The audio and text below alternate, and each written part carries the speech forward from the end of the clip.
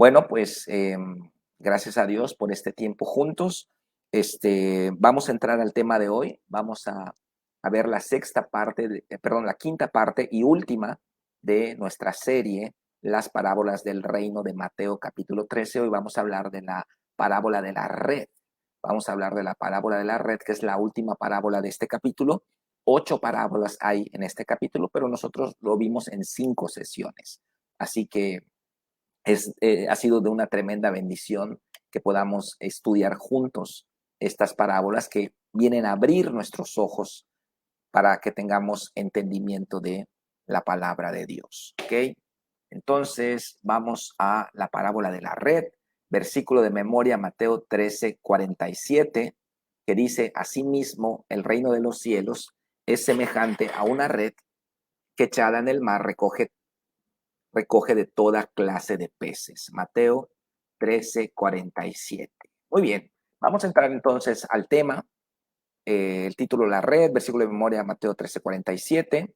Introducción. El reino de Dios ya está en la tierra. Esto tenemos que agarrarlo. Por mucho tiempo hemos visto el reino de Dios como algo a lo que vamos nosotros a entrar cuando muramos. Y sí, eso es parte, obviamente, del reino de Dios, pero tenemos que entender que Cristo trajo el reino de Dios a la tierra. Por eso dice la introducción, el reino de Dios ya está en la tierra. Cristo lo trajo en su primera venida. Ya está entre nosotros, pero en un ámbito espiritual. Y ya somos ciudadanos legales de ese reino desde el día que le recibimos y fuimos bautizados, ¿ok? Tenemos que entender esto, que no vivamos en la realidad del reino de Dios, esa es otra cosa. Que no vivamos, que no experimentemos las promesas de Dios, eso es otra cosa. Pero si nosotros ya estamos en Cristo, si ya fuimos bautizados en Cristo, ya estamos como ciudadanos legales del reino de Dios. Si no estamos experimentando el reino de Dios en la tierra, bueno, vamos a aprender por qué. Pero el reino de Dios ya está aquí, lo trajo Cristo, ya tiene 2000 años que el reino está aquí en la tierra, pero en un ámbito espiritual. Ok, entonces la introducción dice, eh, pero ¿por qué muchas veces no lo experimentamos? ¿Por qué a veces nos parece tan lejano? ¿Y cuál es la respuesta? Porque tenemos que aprender a andar en él. Somos como los israelitas, ¿verdad? Que estuvieron 430 años en Egipto, solo sabían ser esclavos. Entonces, cuando son liberados, ellos son libres, son herederos, son hijos, pero siguen pensando egipciamente. Y ese es el problema con el creyente, que nosotros ya somos ciudadanos del reino de los cielos, pero nuestra mente todavía tiene los conceptos del mundo, los rudimentos de este mundo, y aunque seamos ciudadanos legales y tengamos a nuestra disposición toda la herencia en Cristo, de nada nos sirve porque vivimos como esclavos, vivimos dando vueltas en el desierto, aunque ya somos hijos. Por eso dice la introducción, tenemos que aprender a andar en él, entender sus estándares y apegarnos a sus principios. Y esa es la razón de las parábolas del reino. Es el deseo ardiente en el corazón de Jesús que entendamos el reino de Dios para que así podamos andar en él y cosechar sus frutos como lo hizo él cuando estuvo en la tierra. Él es el mejor ejemplo, hermanos. El mejor ejemplo es Cristo mismo. Cristo venció las circunstancias, venció los elementos, tenía autoridad, sanaba enfermos, echaba fuera demonios, caminó sobre el mar, pagó impuestos de la boca de un pez, resucitó muertos, o sea, él vivió por encima de las circunstancias, no por debajo de las circunstancias, como muchas veces nosotros. ¿Y cuál es el deseo de Cristo? Que aprendamos del reino y podamos andar como Él anduvo. Ah, no, es que Cristo lo hizo porque Él es el Hijo de Dios. Bueno, sí, pero en su calidad de Hijo de hombre, viene a darnos ejemplo de cómo nosotros debemos de ser hijos. Cristo es el prototipo del hijo, es el modelo perfecto de cómo ser hijo.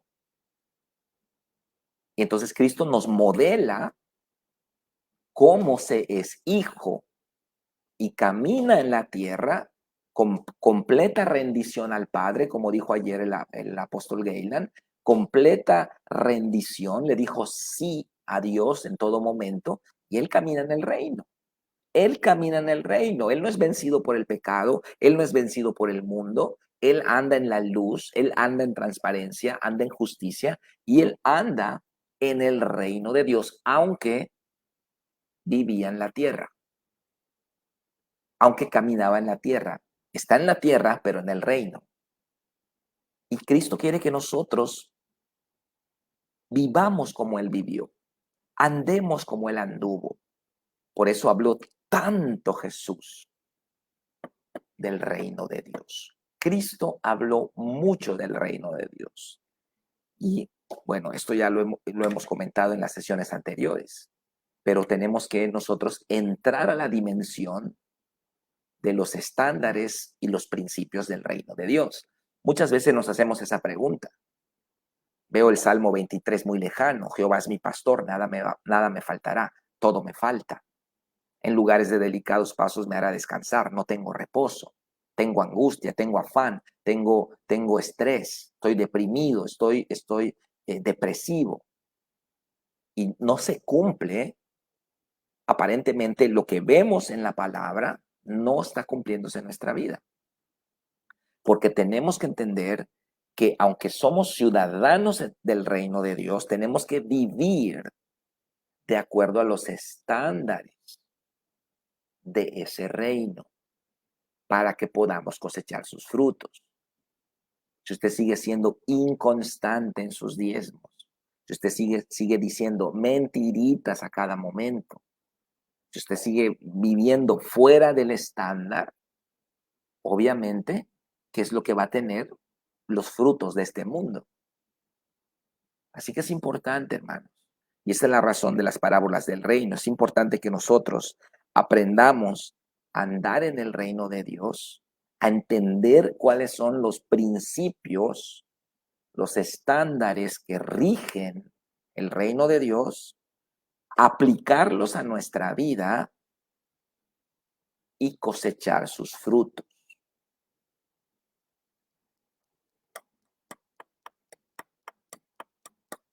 No existe la magia, no hay varitas mágicas, no hay atajos, no hay genios de lámparas cumpliendo deseos, no hay fórmulas mágicas, no hay pócimas mágicas.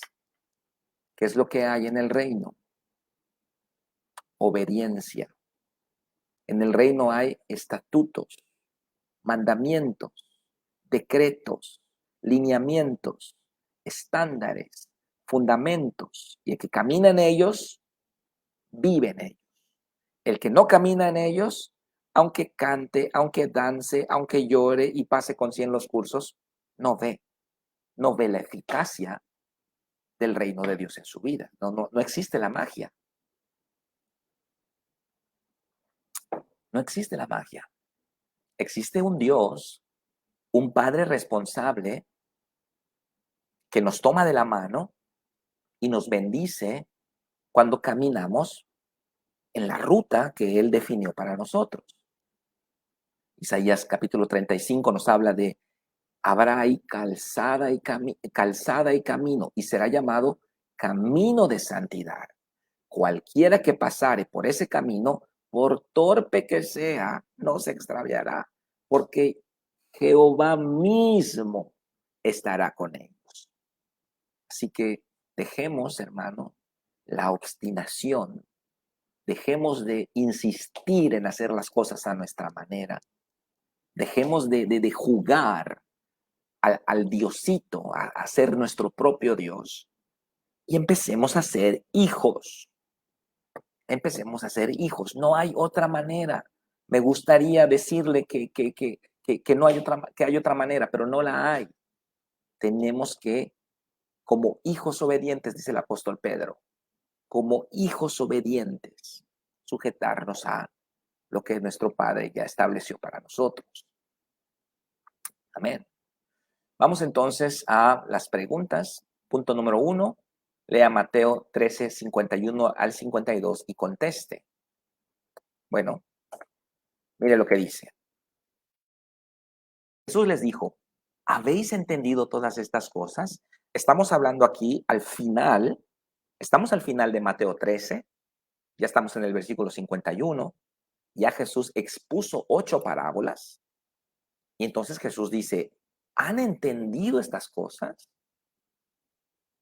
Esta pregunta de Jesús me impacta.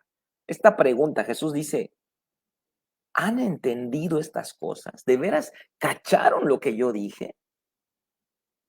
¿Tomaron nota de lo que yo acabo de enseñar? Porque acabo de enseñar misterios escondidos desde antes de la fundación del mundo. Acabo de enseñarles principios espirituales que rigen el reino de Dios en el cielo y por lo tanto van a regir el reino de Dios en la tierra. ¿Han entendido todas estas cosas? Ellos respondieron, sí, Señor. Él les dijo, por eso todo escriba docto en el reino de los cielos es semejante a un padre de familia que saca de su tesoro cosas nuevas y cosas viejas. Entonces, respondemos el punto número 1, inciso A. ¿Qué pregunta les hizo Jesús? ¿Han entendido estas cosas? Esa es la pregunta. ¿Han entendido estas cosas? Yo le pregunto también a usted, hermano. ¿Estamos entendiendo el reino de Dios? ¿Estamos entendiendo la dimensión de lo que se nos está enseñando? ¿Estamos captándolo? Porque podemos registrarlo acá, pero no acá. Recuerde lo que es la revelación. Acá tenemos conocimiento, pero en el espíritu tenemos revelación. ¿Qué es la revelación? La mezcla perfecta, el equilibrio perfecto entre palabra y espíritu. El espíritu y la palabra traen revelación. La revelación es lo que su espíritu puede ver. Lo que su espíritu puede ver es la revelación. Y la fe se basa en la revelación, no en el conocimiento. Usted puede llenar su cabeza de Biblia y no tener revelación. Tiene que haber conocimiento, por supuesto, pero revelación. A veces yo le digo, bueno, no a veces, cada semana le decimos, memoriza este versículo. Y usted lo memoriza así como lorito, perdón, pero a veces así lo hacemos. Y ya, decimos el versículo, solo para cumplir. Eso es conocimiento. Pero un día está usted haciendo su devocional y el Espíritu Santo abre su entendimiento y usted mira el versículo en su dimensión correcta. Entonces ahí es donde hay revelación. Esa verdad ya la puede ver, ya la puede palpar, ya la puede entender, ya es suya. Ya es suya.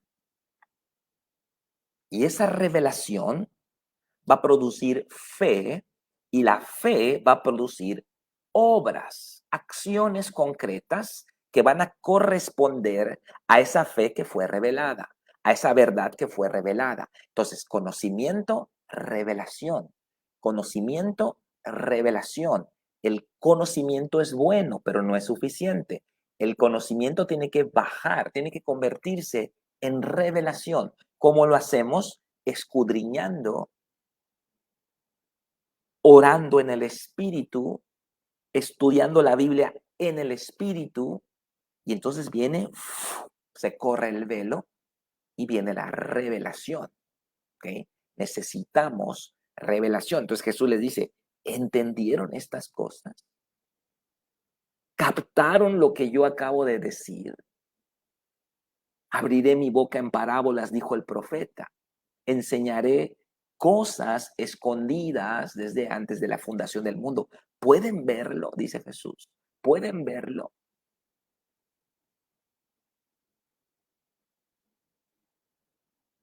¿Por qué cree que les hizo esta pregunta, inciso B? ¿Por qué cree que les hizo esta pregunta? Porque desea Cristo que entendamos el reino. Porque es el deseo de Cristo que entendamos el reino.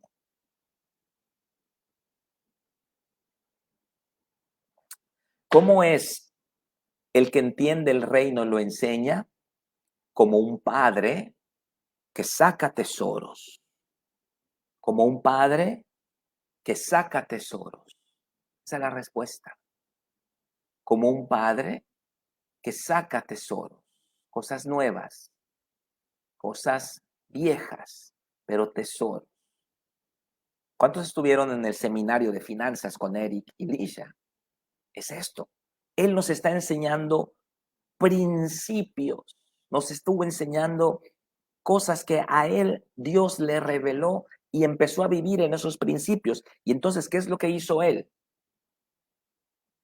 Empezó a sacar tesoros, empezó a sacar tesoros de enseñanza, principios del reino. Y nosotros tomando nota, apuntando para aplicar y vivir en esos principios. Así que dice Cristo, todo aquel que es, todo escriba, todo maestro, todo líder que es docto en el reino de Dios, que entiende el reino de Dios, es como un padre que saca de su tesoro cosas nuevas y cosas viejas. Entonces, tenemos que tener revelación del reino de Dios para poder enseñar tesoros escondidos desde la fundación del mundo. Dice el texto de abajo, los principios del reino de Dios son verdaderos tesoros de enseñanza para nosotros. Y al entenderlos y aplicarlos, vemos grandes resultados como el grano de mostaza o la levadura. ¿Ok? Eso es lo que nos está enseñando la palabra de Dios. Son gemas de gran precio, perlas, principios universales que fundamentan el reino de Dios. Cristo nos los está enseñando. Mira, si tú aplicas esto, vas a ver el reino de Dios manifestado en tu matrimonio, con tus hijos, en tu vida financiera, en tu vida ministerial. Tenemos que entender el reino de Dios.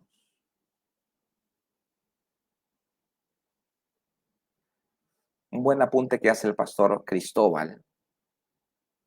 Juan 3:3 le respondió Jesús, de cierto te digo que el que no nace de nuevo no puede ver el reino de Dios. Amén. Amén. Yo siento que el seminario de finanzas es esto que estamos diciendo. Fueron principios, tesoros escondidos que Eric nos puso, sacó tesoros, Eric, sacó gemas, cosas nuevas y cosas viejas, pero son tesoros, y los puso ahí sobre la mesa, y el que agarró, lo agarró. El que agarró, lo agarró. Y entonces nosotros cuando agarramos esos tesoros y los aplicamos a nuestra vida, son pequeños principios. Son pequeños principios, pero aplicados a nuestra vida, producen grandes resultados. Diezmar es pequeño. Ahorrar es pequeño. Perdonar es pequeño, pero aplicados a nuestra vida se vuelve una semilla de mostaza que aunque es pequeña, cuando se planta, produce grandes resultados. Como la levadura, que aunque es pequeña, cuando se mezcla con la harina, afecta demasiado a la masa. Es como un tesoro escondido en el campo. Hay una afectación. Así que nosotros tenemos que entender el poder tan tremendo que hay en los principios eternos del reino de Dios aplicados a nuestra vida. Tiene que practicarlos, tiene que practicarlos, tiene que moverse en ese nivel de obediencia. Si no los practica, solo va a ser una teoría en su vida, no va a ser una realidad.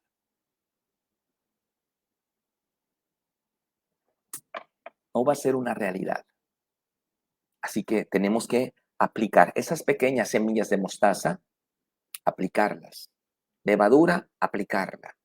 Y los resultados son tremendos, porque es el reino de Dios. Punto número 2. ¿Cómo es el reino de Dios en la tierra según Mateo 13, 47 al 50? Vamos a leerlo entonces. Asimismo, el reino de los cielos es semejante a una red que echada en el mar recoge de toda clase de peces. Y una vez llena, la sacan a la orilla y sentados recogen lo bueno en cestas y lo malo echan fuera. Así será el fin de siglo. Saldrán los ángeles y apartarán a los malos de entre los justos y los echarán en el horno de fuego. Ahí será el lloro y el crujir de dientes. Entonces la respuesta la tenemos aquí. El reino de los cielos es como una red echada en el mar. Ojo aquí porque este principio, vamos a ponerle amarillo. Este principio lo expliqué la semana pasada, ¿ok? El reino de Dios no es como una semilla de mostaza. El reino de Dios es como una semilla de mostaza plantada en un campo, porque estamos hablando de la versión del reino de Dios presente en la tierra, ¿ok? El reino de Dios no es como levadura, es como levadura mezclada en la masa, porque estamos hablando del reino espiritual de Dios que está entre nosotros, que ha penetrado a la tierra. No estamos hablando de calles de oro, mar de cristal. Eso sí es el reino de Dios, obviamente, y un día iremos allá, pero no está hablando de eso las parábolas. Están hablando de la versión espiritual de ese reino que ya está en la tierra, que Cristo trajo a la tierra y del cual nosotros somos ciudadanos. Al bautizarnos en agua, somos ciudadanos de ese reino. Usted es ciudadano de ese reino. Ahora, que no viva cosechando los frutos es otra cosa, pero usted ya está en ese reino. Así que el reino de los cielos no es como un tesoro solamente, es como un tesoro escondido en un campo. Y en este caso es lo mismo. El reino de Dios no es como una red. El reino de Dios es como una red echada en el mar. Tenemos que entender, tenemos que decir la frase completa para que entendamos la aplicación de lo espiritual penetrando nuestra esfera. Tenemos que decir la frase completa. Así que vamos a responderlo de esa manera. ¿Cómo es el reino de Dios en la tierra según Mateo 13, 47 al 50? Como una red echada en el mar. Esa es la respuesta correcta. El reino de Dios no es como una red, dice el texto de abajo, sino como una red echada en el mar. Recordemos que tenemos que decir la frase completa para entender la idea central, la penetración de lo espiritual en nuestro ámbito natural. Porque si no, no lo vamos a entender bien. El reino de Dios es como una semilla de mostaza, sí, pero plantada en un campo. Porque la semilla de mostaza, sin plantarse en un campo, no activa su potencial. El reino de Dios es como levadura, sí, pero puesta en la masa. Porque si la levadura no es puesta en la masa, no la va a fermentar. Es hasta que se pone en la masa cuando empieza su actividad de fermentación.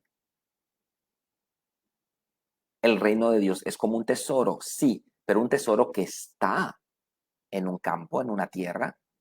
El reino de Dios es como una red, sí, pero como una red echada en el mar.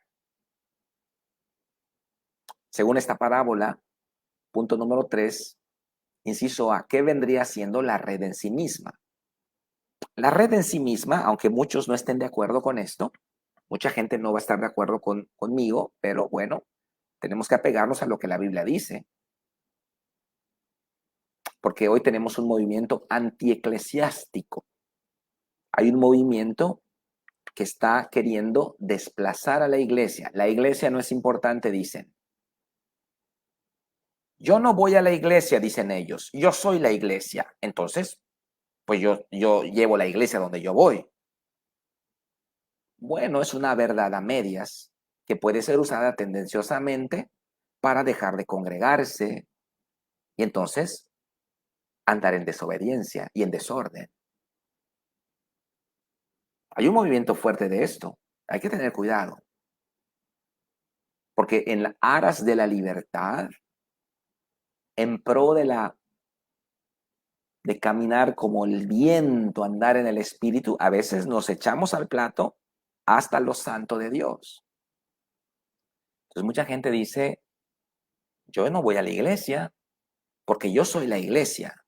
Mm, Bueno, el hombre es muy hábil haciendo afirmaciones, ¿no? Pero aunque no se esté de acuerdo con este punto, la red es la iglesia. La iglesia es importante. Que la iglesia es el mesón en la parábola del buen samaritano. ¿Qué le dijo el buen samaritano al mesonero acerca del hombre herido? Cuídamelo hasta que yo regrese. Y el mesonero es el pastor, y el mesón es la iglesia, y la iglesia también es el arca de Noé de nuestra generación. Y la iglesia, el calificativo que le da el apóstol Pablo a la iglesia es iglesia del Dios, casa de Dios, iglesia del Dios viviente, columna de baluarte de la verdad. No me vengan a decir que no es importante la iglesia. No me vengan a decir que no es importante la iglesia. No saquemos lo que Dios ha puesto. No desplacemos lo que Dios ha establecido. Entonces, aunque muchos no estén de acuerdo, el inciso A, la respuesta es la iglesia. ¿Qué vendría siendo la red en sí misma? Es la iglesia. También pudiéramos decir el evangelio, predicado obviamente por los hijos de Dios.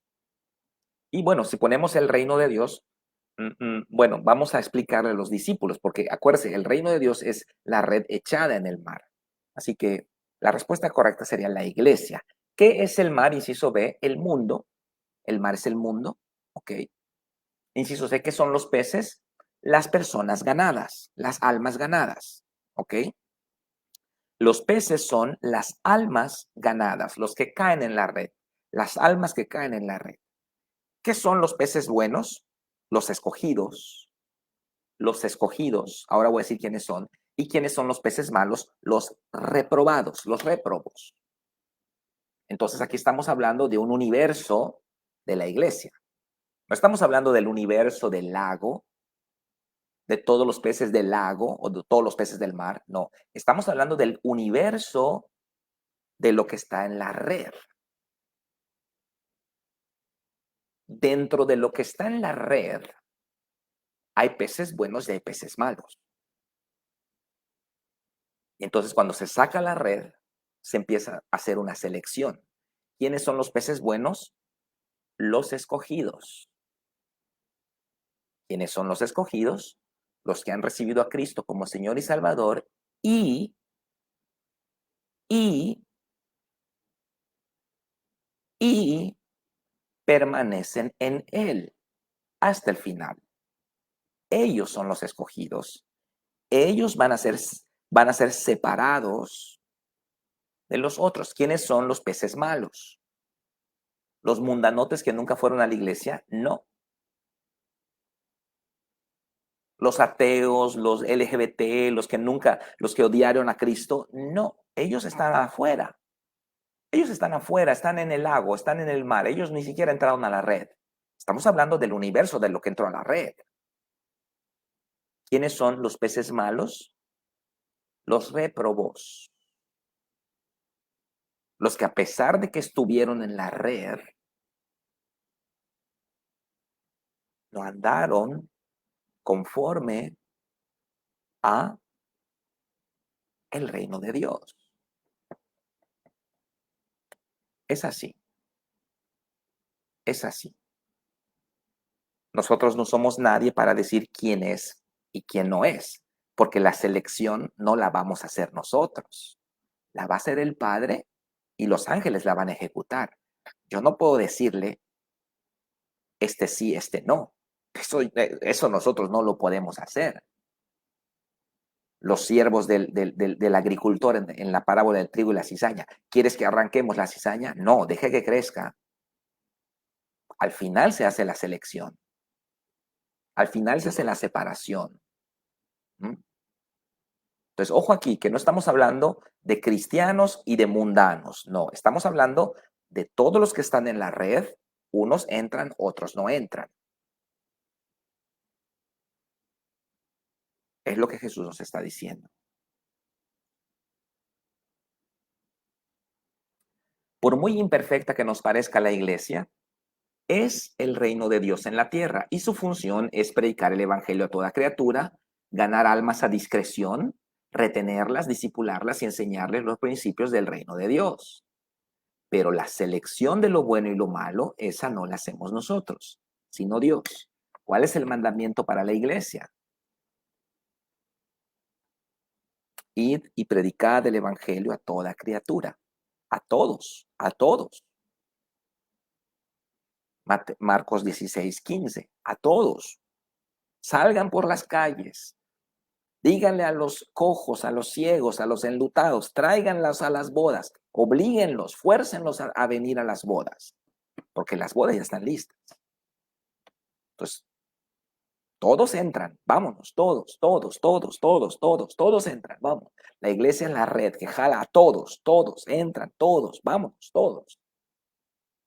Pero la selección se hace al final. Ese es el punto. Yo no hago la selección. Mateo 22 enseña que cuando fueron todos a las bodas, había un hombre que no estaba vestido de bodas. Y el dueño de la casa le dijo, bueno, ¿tú por qué estás acá y no estás vestido de bodas? Y enmudeció. Sáquenlo. La selección no la hace usted. La selección no la hago yo.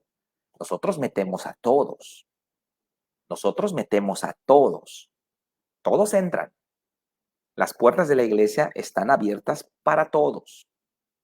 Para narcos, para personas LGBT, para transexuales, para lesbianas, para homosexuales, para asesinos, prostitutas, toda clase de peces. Vámonos, vámonos, todos entran.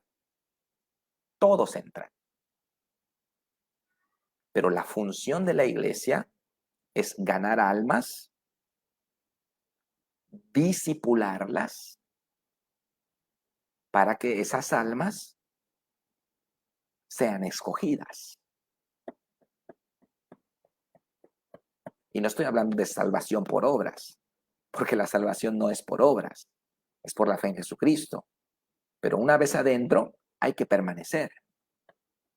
Hay que permanecer en Él. Así que hay participación humana. O la obediencia sale de su voluntad, su soberanía. Usted tiene que tomar la decisión de obedecer. Ya más no puede hacer Dios, porque entonces estaría violando el principio de la libertad, el cual nunca lo ha violado y nunca lo violará. Está tremendo esto, hermanos. Es una enseñanza muy fuerte. Dice Aleyam, el Espíritu Santo pesa las intenciones del corazón.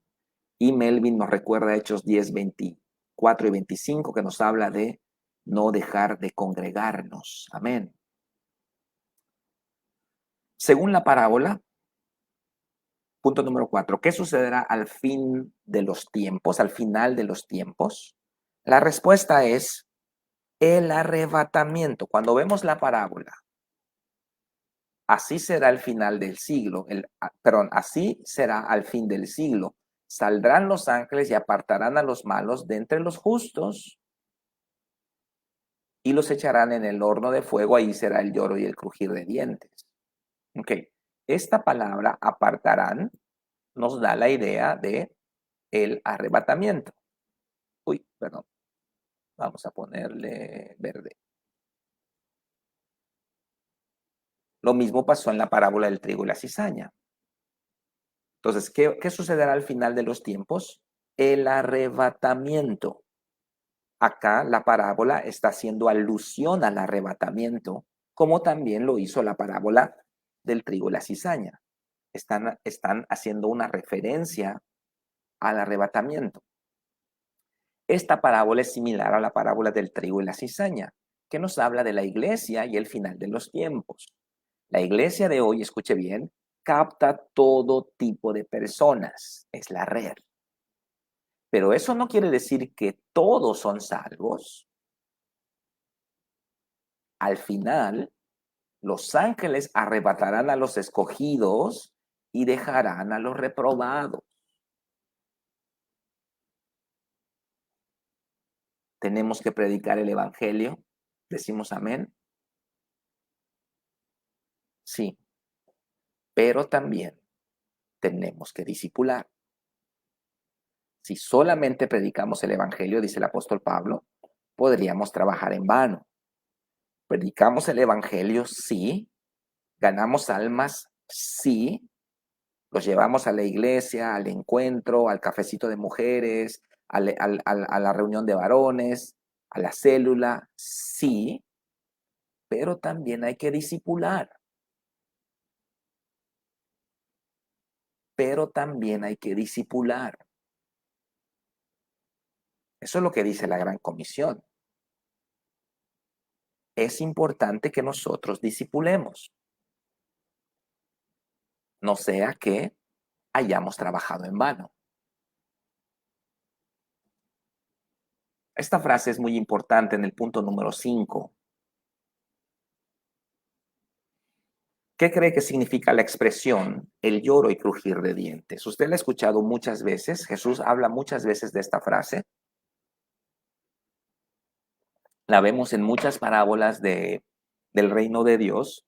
La Biblia menciona varias veces esta frase. ¿Qué significa esta frase? Vamos a leer el texto primero. Dice, Jesús usó mucho esta expresión y en términos generales significa juicio, por supuesto, juicio.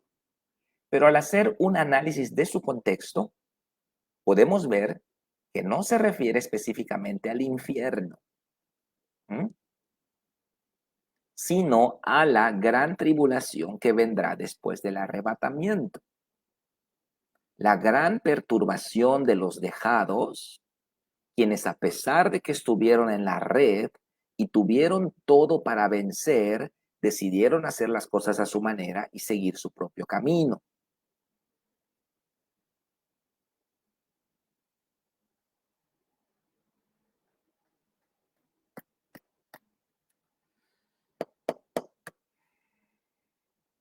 ¿Qué es el lloro y el crujir de dientes? La gran perturbación, la gran confusión que habrá en los dejados porque, porque ellos saben que estuvieron en la red y tuvieron todo para vencer, pero decidieron seguir su propio camino y hacer las cosas a su manera. El lloro y el crujir de dientes es la gran tribulación que vendrá después del arrebatamiento.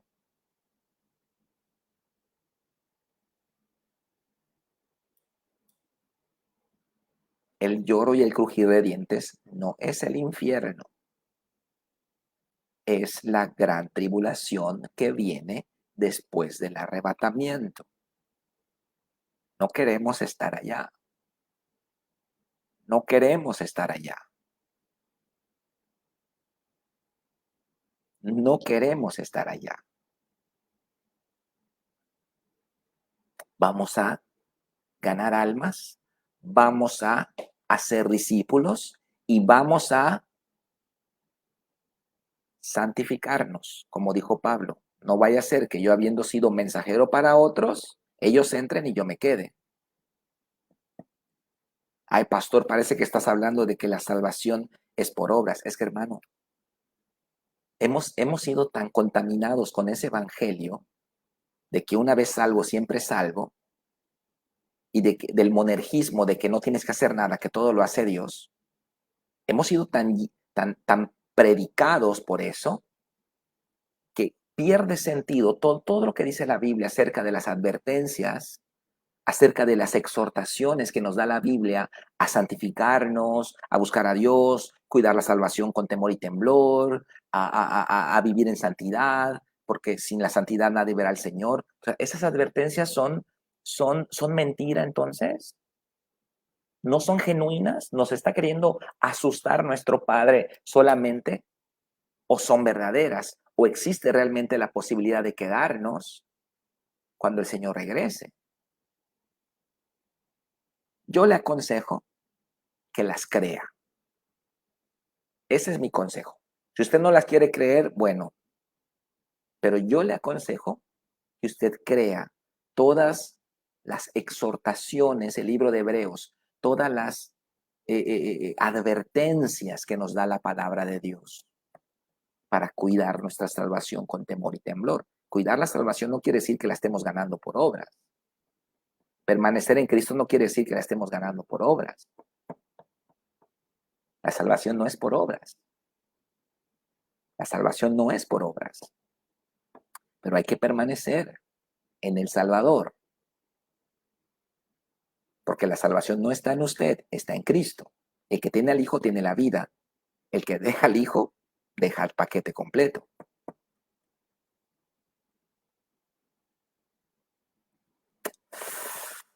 Wow. Vamos a leer entonces el recuadro de la derecha. Dice red barredera. La red de la parábola no se refiere a la red manual que el pescador arrojaba sobre el brazo, sino una red barredera. Eso es lo que dicen los comentaristas bíblicos, que tenía que ser extendida y arrastrada por una barca grande o por dos barcas. Cuando los pescadores terminaban de recorrer el lago, la red pasaba por todo el lago, peinaba el lago, sacaban la red con un gran hervidero de peces, peces brincando, en la red. Pero muchas veces también plantas, animales e incluso basura.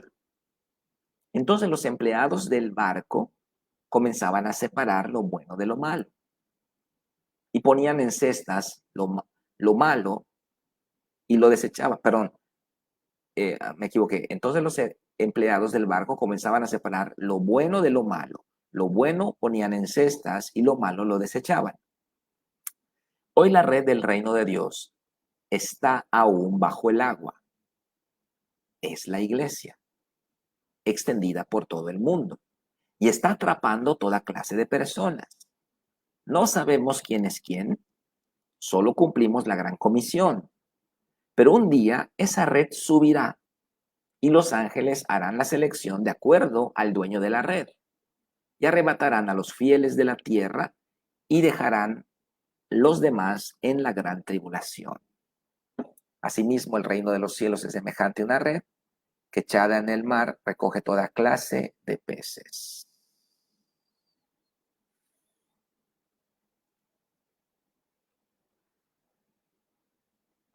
Así que tenemos que estar vigilantes, sed sobrios y velad. Tenemos que cuidar nuestra salvación con temor y temblor. Tenemos que arrebatar a algunos de las llamas del infierno. Tenemos que predicar el evangelio. Tenemos que ser santos como Dios es santo. Tenemos que estar en Cristo. ¿Cuál es la buena noticia? ¿Cuál es la buena noticia? Por eso entiendo cuál va a ser el lloro y el crujir de dientes. Cuando usted entienda la buena noticia, usted va a entender por qué va a haber lloro y crujir de dientes. La buena noticia es esta. Es fácil. La buena noticia es esta. Es sencillo. La buena noticia es esta. Dios nos pide cosas pequeñas. Nos pide obediencia simple. No nos pide que vayamos a la cumbre de un monte a buscar una piedra energética. No nos pide que nos metamos un pozo de cucarachas y alacranes y serpientes para que podamos ser santos. Es sencillo, tan pequeño como un grano de mostaza, tan pequeño como levadura.